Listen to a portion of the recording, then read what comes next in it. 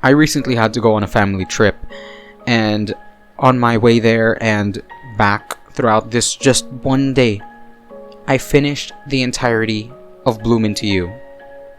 And the moment that I closed my phone, put it on my lap, I looked out of the window and thought, "Oh man, here come the feels."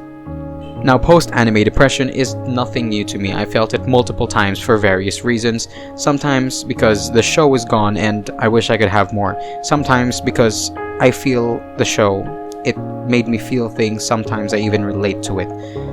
And other times, it's just a mixture of the two.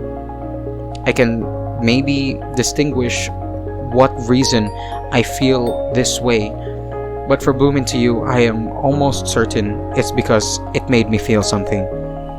But possibly not in the way I would have expected or you would have expected. Now, Bloom Into You is a story of growth. I'm not saying I don't relate to that part, because I definitely do. I personally do not know who I am just yet, and as a grade 10 student, I still have a long way to grow. But probably what hit me the most here, with an accumulation of all the other stories that I have read, is just the proximity of relationships. The kind of proximity that the friends in this form or these forms of media have is just something that I don't think I've ever been able to truly have. I've come close, oh so close, only to fall short. The friends that I had in 8th grade, who I thought were finally going to be my closest of friends, just disappeared. One of them I was afraid to contact. The other has her own problems.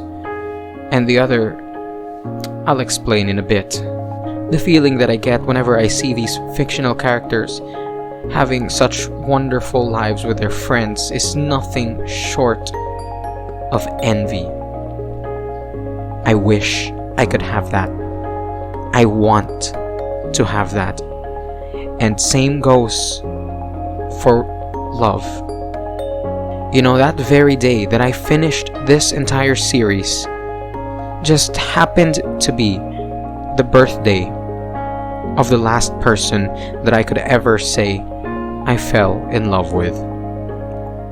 I didn't realize it until then, but when I did, it kind of made it all the more bitter.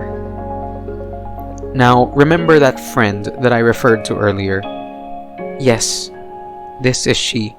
That last friend that I had, I did not mention anything about, is also the last person I ever fell in love with. Now, I told her, and she kind of told me that she felt somewhat the same, and we had something going on for a little bit. I guess it's something some people would call a mutual understanding, MU, but I think my grandmother put it the best. An MU is not a mutual understanding. It's malabong usapan, which is a Filipino expression or a Filipino phrase, which means an unclear agreement. And it couldn't be any clearer why that was the case. The day that we had ended it all, the day that she had left me behind, I've truly understood what my grandmother meant. I won't fully elaborate on it. I can leave you to imagine what exactly I mean, but I'm pretty sure you're going to get somewhat close.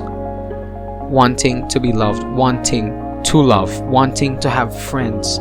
This is all something I want. These are all things that I want. If not love, then friends. Love, especially romantic love, can wait. I have a whole life ahead of me, and I have a lot of time to do that. But what about friends? I have definitely had more than one opportunity to hang out with people, and only in one did I actually feel included. but that group was just kind of its own little thing that can very, very easily dissipate.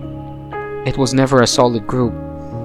The other two that I went to, those last two, I was invited by somebody who just said, oh, it was cool, and I guess she wanted to try to include me so that I'm not left out of everything, but I only felt all the more left out when I realized I didn't belong. And I guess that's where I land.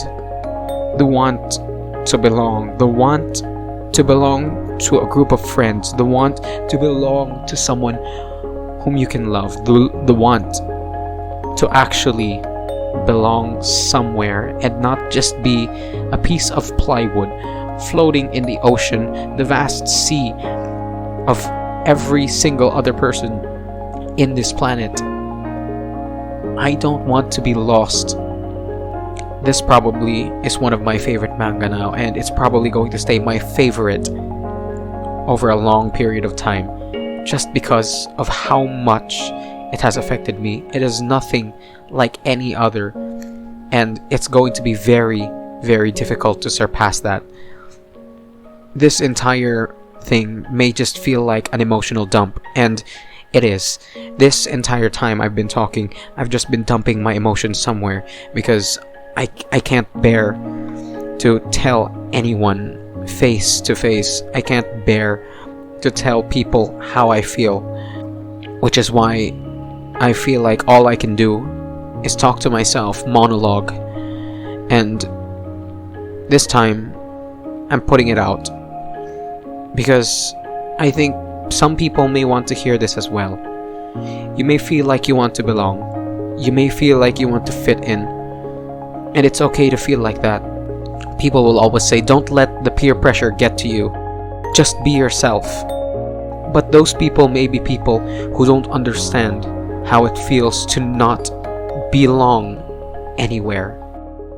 Look, don't worry about me too much. I have an awesome family, an awesome mother, father, a crazy brother, and a crazy sister, and I love them all a lot. It's just that I guess I'm a little more needy than I would like to admit.